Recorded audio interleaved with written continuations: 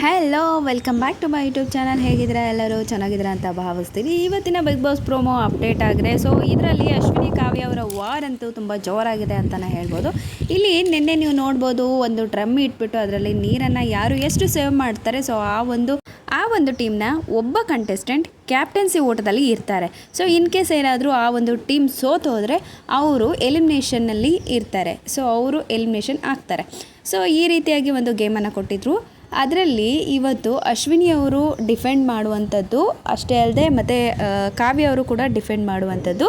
ಇಲ್ಲಿ ಬೇರೆಯವರ ಟೀಮಿನ ನೀರನ್ನು, ಟ್ಯಾಂಕಲ್ಲಿರುವಂತಹ ನೀರನ್ನು ವೇಸ್ಟ್ ಮಾಡಬೇಕು, ಇಲ್ಲ ತಮ್ಮ ಟ್ಯಾಂಕಲ್ಲಿರುವಂತಹ ನೀರನ್ನು ಪ್ರೊಟೆಕ್ಟ್ ಮಾಡಬೇಕು, ಈ ರೀತಿ ಒಂದು ಟಾಸ್ಕ್ ಇರುವಂಥದ್ದು. ಇಲ್ಲಿ ಅಶ್ವಿನಿ ಅವರು ಕಾವ್ಯ ಅವರ ಮೇಲೆ ಬಿದ್ದುಬಿಟ್ಟು ಕೈಯೆಲ್ಲ ಹಿಡ್ಕೊಂಡು ಸೊ ಅವರನ್ನು ತಮ್ಮ ಒಂದು ಟೀಮನ್ನು ಪ್ರೊಟೆಕ್ಟ್ ಮಾಡ್ಕೊಳ್ತಾ ಇದ್ದಾರೆ. ಈ ಸಮಯದಲ್ಲಿ ಸೈರನ್ ಆಗುತ್ತೆ. ಸೈರನ್ ಆದರೂ ಕೂಡ ಅಶ್ವಿನಿಯವರು ಕಾವ್ಯ ಮೇಲೆ ಕೂತ್ಕೊಂಡಿರೋದ್ರಿಂದ ಹೇಳೋದಿಲ್ಲ.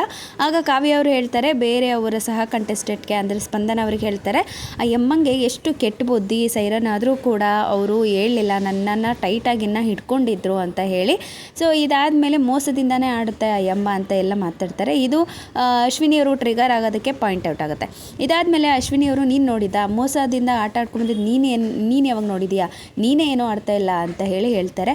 ಆಗ ಕಾವ್ಯ ಅವರು ಹೇಳ್ತಾರೆ, ನನ್ನ ಆಟನ ಇದುವರೆಗೂ ನೀನು ಆಡ್ಕೊಂಬಂದಿದೀಯಾ, ಹೋಗಮ್ಮ ಹೋಗು ಅಂತ ಹೇಳಿ ಮಾತಾಡ್ತಾರೆ. ಇಲ್ಲಿ ಅಶ್ವಿನಿಯವರಿಗೆ ಕಾವ್ಯ ಅವರು ಹೋಗಮ್ಮ ಸುಮ್ಮನೆ ಅಂತಾರೆ. ಆವಾಗ ಅಶ್ವಿನಿಯವರು ನಿಮ್ಮ ಅಮ್ಮಂಗೆ ಹೋಗು ಹೇಳು ಅಂತಾರೆ. ಮತ್ತು ಅದೇ ವರ್ಡನ್ನು ಯಾರು ನಮ್ಮ ಕಾವ್ಯ ಅವರು ಯೂಸ್ ಮಾಡ್ತಾರೆ. ಸೊ ಮತ್ತೆ ಇದು ಟ್ರಿಗರ್ ಆಗುತ್ತೆ ಅಶ್ವಿನಿಯವರಿಗೆ. ಮತ್ತು ಕಾವ್ಯ ಅವರು ಹೇಳ್ತಾರೆ, ನಾಯಿ ಬಾಲ ಯಾವತ್ತಿದ್ರೂ ಡೊಂಕೆ. ಈ ಒಂದು ಪಾಯಿಂಟ್ ಯಾಕೆ ಬಂತು ಅಂತಂದರೆ, ಅಶ್ವಿನಿಯವರು ಯಾವತ್ತೂ ಚೇಂಜೇ ಆಗಲ್ಲ. ಅಶ್ವಿನಿಯವರು ಇರೋದು ಹಾಗೆ, ಏನು 2 ವಾರದಿಂದ 2.0 ಏನಿತ್ತು ವರ್ಷನ್ನು, ಸೊ ಮತ್ತೆ ಅದು ಚೇಂಜ್ ಆಗಿ ಅವರು ಅದೇ ಥರ ಆಟ ಆಡ್ತಾ ಇದ್ದಾರೆ, ಅವ್ರ ಬುದ್ಧಿಯನ್ನು ತೋರಿಸ್ತಾ ಇದ್ದಾರೆ ಅಂತ. ಗೇಮ್ ಅಂತ ಬಂದಾಗ ಇದೆಲ್ಲ ಕಾಮನ್ನು. ಬಟ್ಟು ಅವರು ಸೈರನ್ ಆದಮೇಲೆ ಹೇಳ್ಬೇಕಾಗಿತ್ತು, ಆದರೂ ಕೂಡ ಭಾರವನ್ನು ಬಿಟ್ಟು ಕೂತರು ಅನ್ನೋದು ಇಲ್ಲಿ ಕಾವ್ಯ ಅವರ ವಾದ ಆಗಿದೆ. ಸೊ ಇನ್ನೊಂದು ನಾನು ಕೆಲವೊಂದು ಕಮೆಂಟ್ಗಳ ಬಗ್ಗೆ ಇಲ್ಲಿ ಹೇಳೋದಕ್ಕೆ ಇಷ್ಟಪಡ್ತೀನಿ.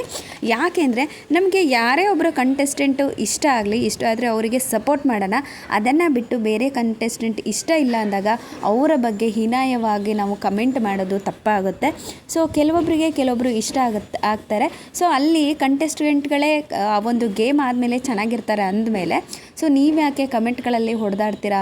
ನಾನು ಸುಮಾರಷ್ಟು ಒಂದು ಪ್ರೋಮೋ ರಿಲೀಸ್ ಆದಾಗ ನೋಡ್ತೀನಿ, ಸುಮಾರಷ್ಟು ಕಮೆಂಟ್ಗಳು ಕಾವ್ಯ ಅವ್ರ ಬಗ್ಗೆ ತುಂಬ ಅವಾಚ್ಯ ಪದಗಳನ್ನು ಬಳಸೋದು. ಅವರು ಒಂದು ಹೆಣ್ಣಲ್ವಾ, ಅವ್ರ ಆಟನ ಅವ್ರು ಆಡ್ತಾ ಇದ್ದಾರೆ. ಅವರು ಯಾವುದೇ ಕಾರಣಕ್ಕೂ ಗಿಲ್ಲಿಯವ್ರಿಗೆ ಫ್ರೆಂಡ್ಶಿಪ್ಪಲ್ಲೇ ಇರೋಣ, ನಿನ್ನಿಂದ ನಾನು ನನ್ನಿಂದ ನೀನು ಅನ್ನೋ ಥರ ಇಲ್ಲ, ಅವ್ರ ಗೇಮನ್ನು ಅವ್ರು ಆಡ್ಕೊತಾ ಇದ್ದಾರೆ.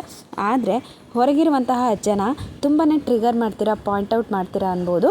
ಸೊ ಇಲ್ಲಿವರೆಗೂ ನೀವು ಕಾವ್ಯ ಅವ್ರನ್ನ ಗಮನಿಸಿರ್ಬೋದು, ಅವರು ಯಾವುದೇ ಕಾರಣಕ್ಕೂ ಯಾರ ಒಂದು ಗೇಮಲ್ಲೂ ಕೂಡ ಹಾಳು ಮಾಡೋದಕ್ಕಾಗಲಿ ಅಥವಾ ಬೇರೆಯವರನ್ನು ಟ್ರಿಗರ್ ಮಾಡೋದಕ್ಕಾಗಲಿ ಹೋಗಲ್ಲ. ಅವರಿಗೆ ಅಂತ ಬಂದಾಗ ಅವರು ಸ್ಟ್ಯಾಂಡ್ ತೊಗೊತಾರೆ. ಸೊ ಇದು ಎಲ್ಲ ಕಂಟೆಸ್ಟೆಂಟ್ಗಳು ಮಾಡುವಂತಹ ಕಾರ್ಯ ಅಂತಲೇ ಹೇಳ್ಬೋದು.